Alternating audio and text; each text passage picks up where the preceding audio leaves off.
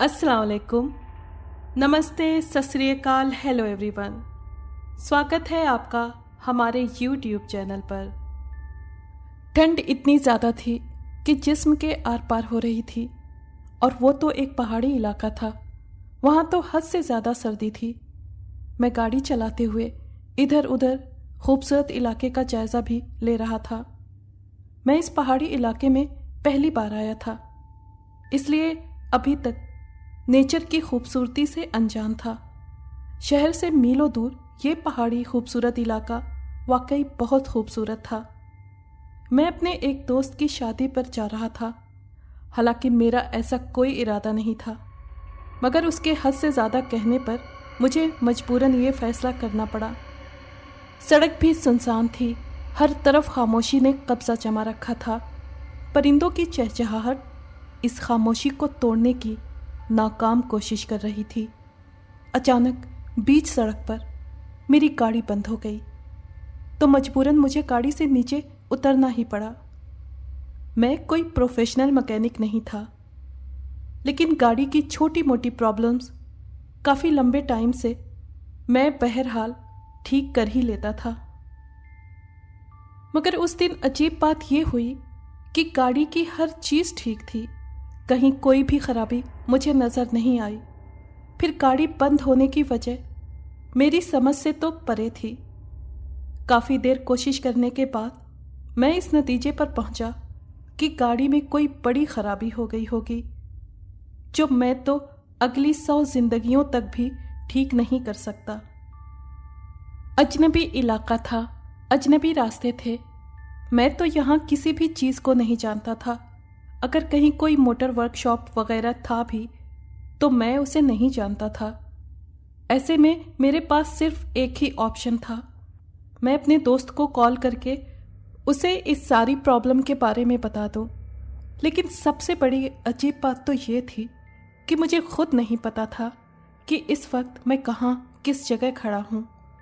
और अगर दोस्त ने पूछ लिया कि मैं कहाँ हूँ, किस तरफ हूँ, तो मैं कम से कम उसे ये तो नहीं कह सकता था कि मैं बीच सड़क पर लंबे लंबे पेड़ों के पास खड़ा हूँ, क्योंकि ये कोई निशानी तो नहीं थी। हर तरफ एक जैसे पेड़, एक जैसे पहाड़ थे। अभी मैं इसी कंफ्यूजन में ही था कि मैंने अपने पीछे कदमों की चाप सुनी। मैंने गर्दन घुमाकर पीछे देखा तो 2 नौजवान लड़के मेरी तरफ ही आ रहे थे। मुझे हैरत हुई, क्योंकि अभी थोड़ी देर पहले यहाँ इंसान तो क्या, किसी जानवर तक का कोई वजूद नहीं था। और ऐसे में उन दोनों ने आकर मुझे सलाम किया। सलाम का जवाब देने के बाद उन्होंने गाड़ी के बारे में पूछा, तो मैंने भी उन्हें बता दिया। फिर उनमें से एक लड़का गाड़ी चेक करने लगा, और हैरत की बात यह थी कि 2 ही मिनट में गाड़ी बिल्कुल सही सलामत हो गई। आपका नाम क्या है भाई? मैं गाड़ी ड्राइव कर रहा था। वो दोनों लड़के पीछे बैठे हुए थे। उन्हें भी उसी इलाके तक जाना था जहां मैं जा रहा था। उन्होंने मुझसे लिफ्ट मांगी। अब उन्होंने मेरी गाड़ी का मसला ठीक किया था। ऐसे में उनको इनकार करना इंसानियत के खिलाफ था, इसलिए मैंने उन दोनों को लिफ्ट दे दी। कशफ अली, मैंने जवाब दिया। मेरा नाम अहमद है और इसका नाम आसिफ। उस लड़के ने खुद ही अपने बारे में बताया। आप इस गांव में पहली बार आ रहे हैं? अहमद ने एक और सवाल किया। हाँ, मैंने कहा। एक तो मैं उन्हें जानता भी नहीं था, और दूसरा इस सुनसान सड़क पे वो दोनों कुछ भी कर सकते थे मेरे साथ। मुझ पर हमला करके मेरी गाड़ी भी छीन सकते थे। मेरे दिल में एक अजीब सा डर पैदा हो गया था। हालांकि वो शक्ल से बहुत शरीफ और पढ़े लिखे लग रहे थे। अब कार में बिल्कुल खामोशी थी। ना उन्होंने कोई सवाल किया और ना ही मैंने खुद से कोई बात शुरू की। एक बार मैंने बैक व्यू मिरर से उन दोनों को देखा। दोनों के चेहरे पे एक रहस्यमयी सी मुस्कुराहट थी, जिसका मतलब मैं नहीं समझ सका। और अगर उस वक्त मैं उन दोनों को गौर से देखता तो मैं समझ जाता कि वो दोनों। अब गाड़ी लगभग एक आबादी में दाखिल हो चुकी थी। वहां पहाड़ों के ऊपर पत्थरों से छोटे छोटे घर बने हुए थे, लेकिन कोई इंसान दूर दूर तक भी मुझे कहीं नजर नहीं आया। शायद सर्दी की वजह से अंदर छुपे बैठे हों। मैंने खुद अपनी तरफ से अंदाजा लगाया। आबादी भी तो कोई इतनी ज्यादा नहीं थी। फिर मेरी गाड़ी एक कब्रिस्तान के पास वाली सड़क पर गुजरने लगी। दूर दूर तक फैला कब्रिस्तान अपने अंदर एक वहशत, एक डर का समा लिए हुए था। वहां लाखों लोग मौत की नींद सोए हुए थे। आपको कब्रिस्तान से डर लगता है? अहमद ने काफी देर के बाद एक और सवाल किया। नहीं तो, कब्रिस्तान से भला डरने की क्या बात है? ये भी तो हमारी तरह के इंसान ही हैं और ये हमें कुछ नहीं कह सकते। मैंने सीरियस होकर जवाब दिया।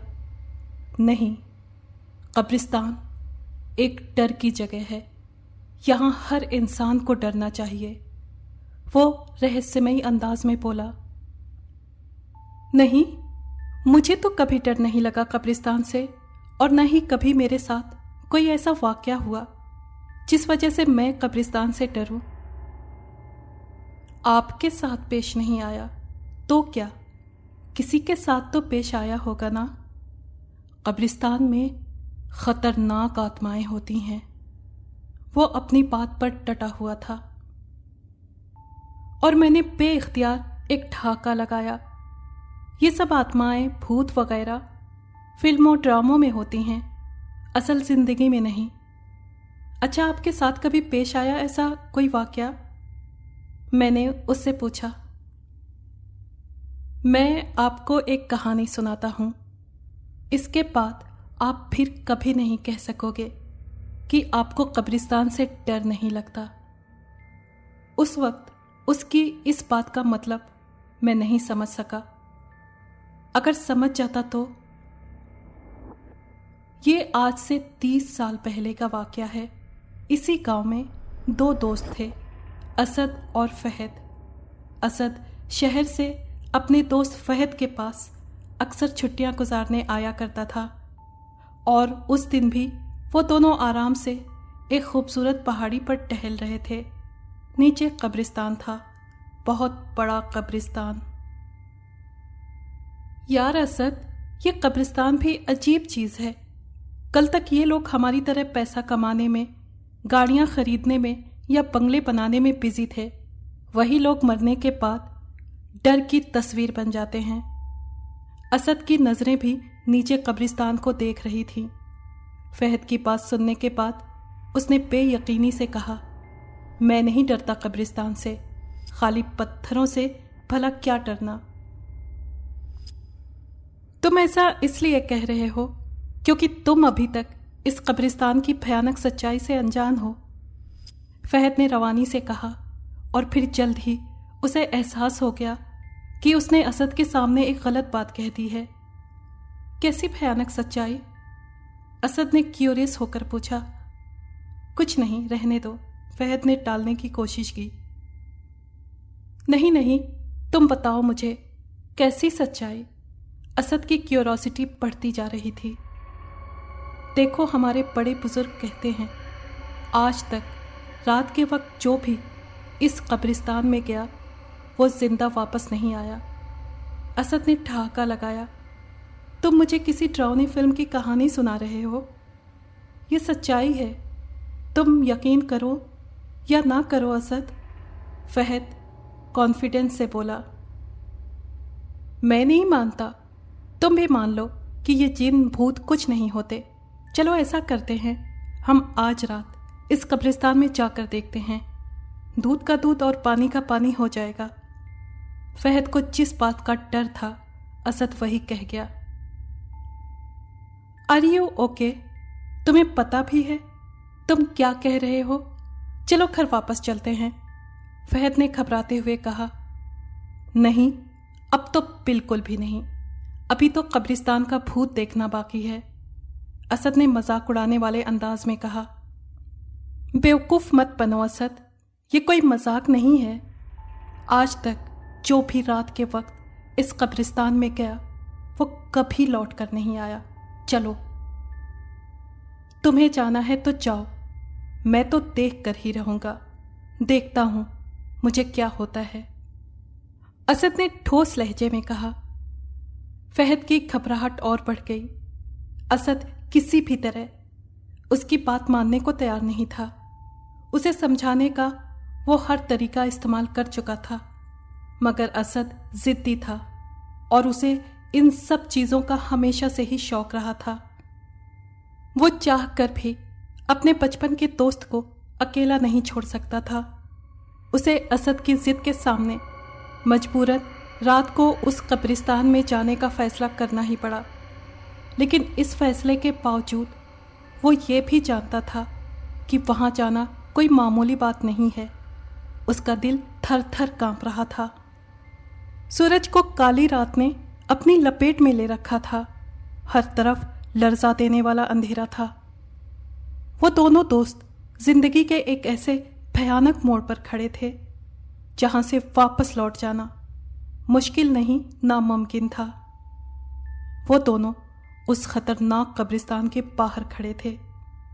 उस कब्रिस्तान में लोग रात तो क्या, दिन की रोशनी में भी आने से घबराते थे। जाने कौन सा राज दफन था उस कब्रिस्तान में। अचानक तेज हवा चली और जैसे हवा में एक आवाज आ रही हो, लौट जाओ, लौट जाओ।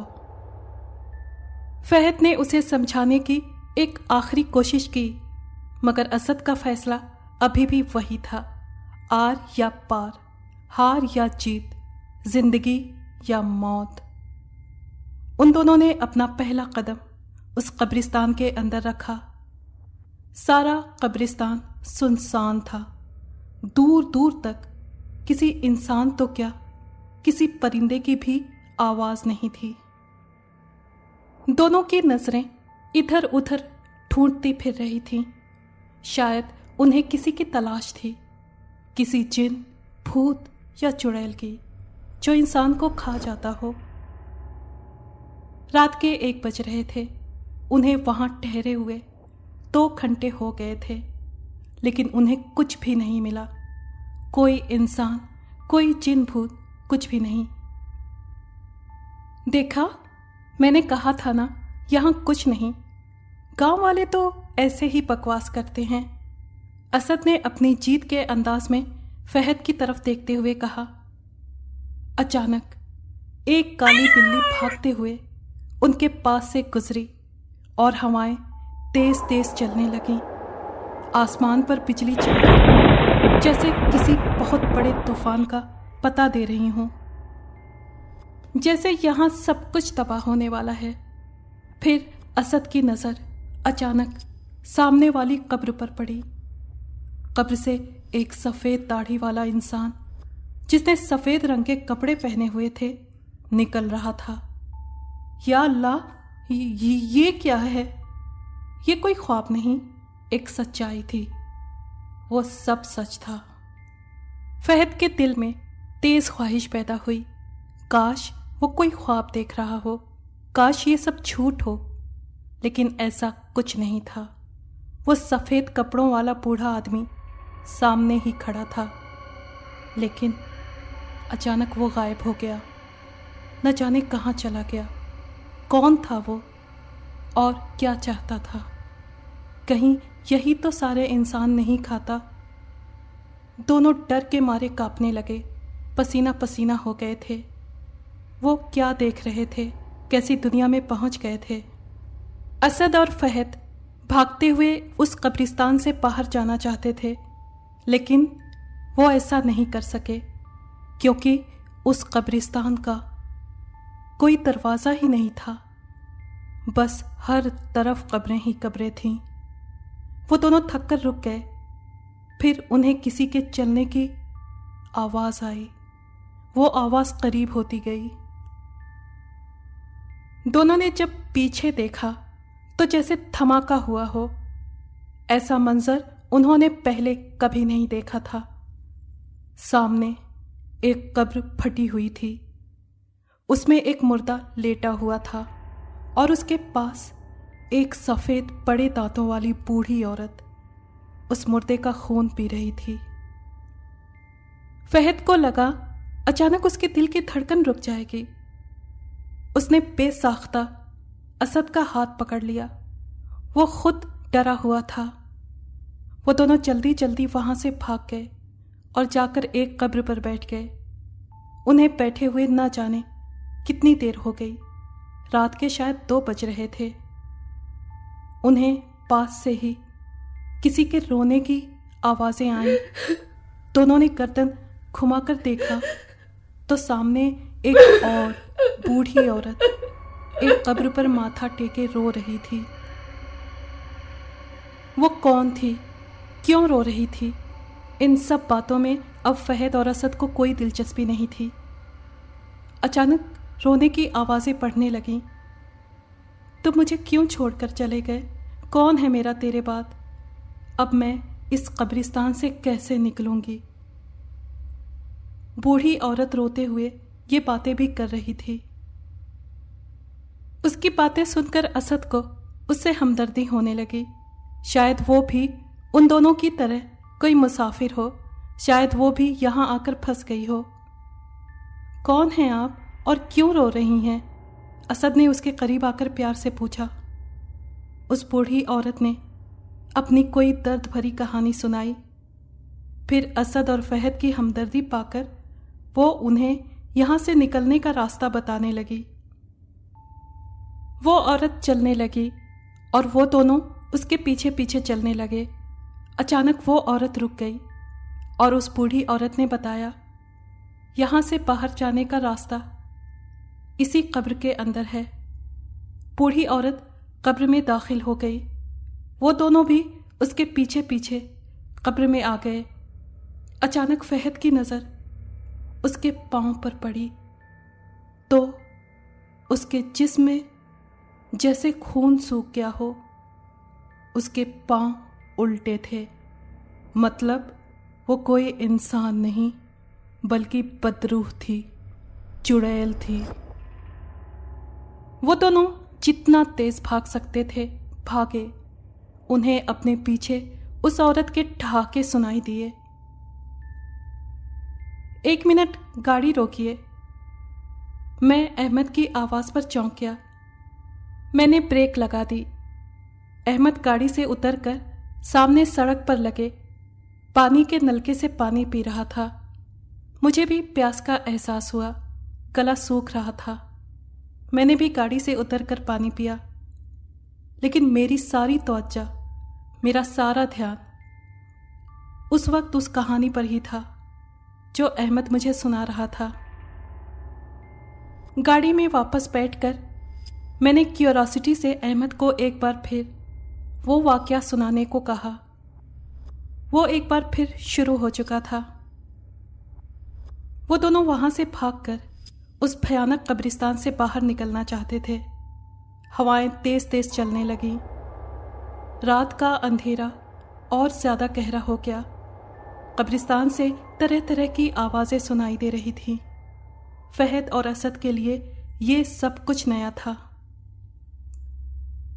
आसमान पर तारे चमक रहे थे, लेकिन वो ज़्यादा देर तक दिखाई नहीं दिए क्योंकि उनकी जगह बादलों ने ले ली।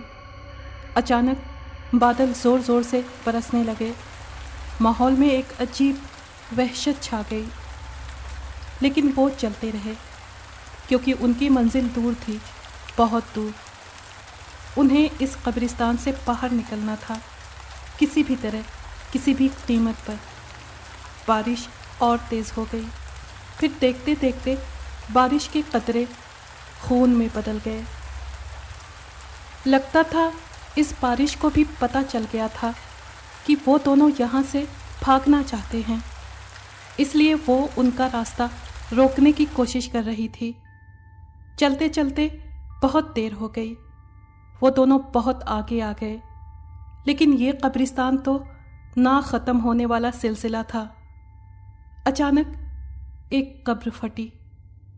उसमें से एक सफ़ेद जिस्म बाहर आया। वो दोनों डरते हुए चलते रहे और साथ ही साथ दुआएं भी पढ़ते रहे। फिर कुछ आगे जाकर उन्हें एहसास हुआ कि उनके सर पर लाखों काले कौवे मंडला रहे हैं। उनको अपना आखिरी वक्त दिखाई दे रहा था। अब मामला हद से ज्यादा संगीन हो गया था। ऐसा लगता था ये समा बहुत बड़ा तूफान लेकर आएगा। भाग जाना चाहते हो तुम दोनों? मौत से भी कोई भाग सका है और तुम लोगों को लगता है इस कब्रिस्तान से भागना इतना आसान है? यहां आता इंसान अपनी मर्जी से है, लेकिन जाएगा वो हमारी मर्जी से। ये आवाज न जाने कहां से आ रही थी, लेकिन उनके दिल की धड़कन तेज करने के लिए काफी थी। आवाज फिर से आना शुरू हुई। 21वीं सदी के इंसानों, तुम लोग क्या समझते हो कि जिन भूत कुछ नहीं होते? अगर तुम लोग ये समझते हो तो तुम सबसे बड़े बेवकूफ हो। हा हा हा हा हा। फिर आवाजें आना बंद हो गईं। बारिश भी थम चुकी थी। माहौल एकदम खामोश था। लेकिन अक्सर खामोशी अपने अंदर एक बहुत बड़ा तूफान लिए खड़ी होती है। भागते भागते अचानक वो दोनों रुक गए। हर तरफ सफेद कफन में लिपटी बुरी आत्माएं खड़ी थीं। वो आत्माएं बहुत भयानक थीं। उनके लंबे दांत मुंह से बाहर निकले हुए थे। उनके मुंह से खून टपक रहा था और ऊपर आसमान पर काले कौवे मंडला रहे थे। अचानक एक बड़ी कद वाली बुरी आत्मा आगे बढ़ी उन दोनों को मारने के लिए। वो दोनों पीछे की तरफ भागना चाहते थे, मगर पीछे भी वही बुरी आत्माएं थीं। उन लोगों के लिए निकलने का हर रास्ता बंद हो चुका था। बड़े कद वाली बुरी आत्मा ने आगे बढ़कर असद को अपने लंबे हाथों से उठाकर एक कब्र में डाल दिया और कुछ बुरी आत्माएं असद का खून पीने लगी। फहद चिल्लाता रहा, मगर उन्होंने उसकी एक नहीं सुनी और थोड़ी ही देर में असद अपनी जान से हाथ धो बैठा। फिर अचानक वो सब गायब हो गए। वहां उस कब्रिस्तान में अब कोई नहीं था। फहद असद की लाश पर सर रखकर रोने लगा। क्यों रो रहे हो फहद? उसने गर्दन उठाकर देखा। सामने असद जिंदा खड़ा ठहाके लगा रहा था। उसने एक नजर सामने पड़ी लाश को देखा और एक नजर असद की आत्मा को। वो ये खौफनाक मंजर देखने की हिम्मत नहीं कर सका और दिल का दौरा पड़ने से वो वहीं असद की लाश पर गिर गया। वो दोनों दोस्त अपनी जिंदगी की बाजी हार चुके थे। अगली सुबह गांव वालों ने उन दोनों की लाशें कब्रिस्तान में देखीं और आज तक किसी को पता नहीं चल सका उस भयानक कब्रिस्तान के अंदर उन दोनों के साथ क्या हुआ। अहमद ने अपनी कहानी खत्म की। मैंने बेयकीनी के साथ उसे देखा और एक सवाल मेरे जहन में, मेरे दिमाग में बिजली की तरह आया, जो मैंने अहमद से पूछा। वो दोनों तो मर गए थे ना? फिर जब किसी को नहीं पता चला कि कब्रिस्तान के अंदर उस अंधेरी रात में क्या हुआ था उन दोनों के साथ, तो तुम्हें कैसे पता? हा हा हा हा। उन दोनों ने एक साथ ठहाका लगाया। मैंने बैक व्यू मिरर से उन दोनों को देखा, क्योंकि वो असद मैं हूं और वो फहद ये है। वो दोनों एक बार फिर ठहाके लगाने लगे। मैंने अचानक ब्रेक पर पांव रखा। फिर एकदम कार में खामोशी छा गई। मैंने बैक व्यू मिरर में फिर से देखा। वो दोनों मुझे नजर नहीं आए। वो दोनों गायब हो चुके थे। तेजी से गर्दन घुमाकर मैंने पीछे देखा तो वो दोनों सीटें खाली थीं। मेरे जिस्म से जैसे सारा खून सूख गया हो। मैं हैरत से मुंह खोले उन खाली सीटों को देख रहा था। रीढ़ की हड्डी में एक हल्की सी लहर दौड़ गई। मैंने माथे का पसीना पोंछते हुए घबराहट की हालत में एक बार फिर गाड़ी वापस उसी रास्ते पर मोड़ दी जिससे मैं अभी सफ़र करके आया था। लेकिन मुझ पर हैरतों के पहाड़ उस वक्त टूटे जब मैंने उस जगह को देखा जहां पानी का नलका लगा था, जहां से हमने पानी पिया था। वो वहां कोई नलका नहीं था, बल्कि एक लंबा पीपल का पेड़ था। मुझे अपना सर घूमता हुआ महसूस हुआ।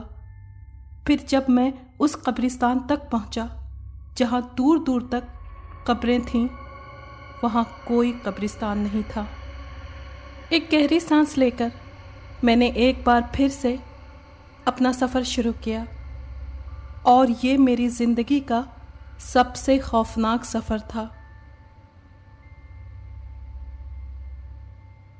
अगर आपको ये कहानी पसंद आई है तो प्लीज़ लाइक और शेयर करें और कमेंट बॉक्स में अपनी राय का इजहार कीजिए। अगर आपने हमारे चैनल को अभी तक सब्सक्राइब नहीं किया है तो प्लीज़ सब्सक्राइब कर लें और बेल आइकन को प्रेस कर दें ताकि आने वाली हर कहानी का नोटिफिकेशन आपको मिल सके। शुक्रिया।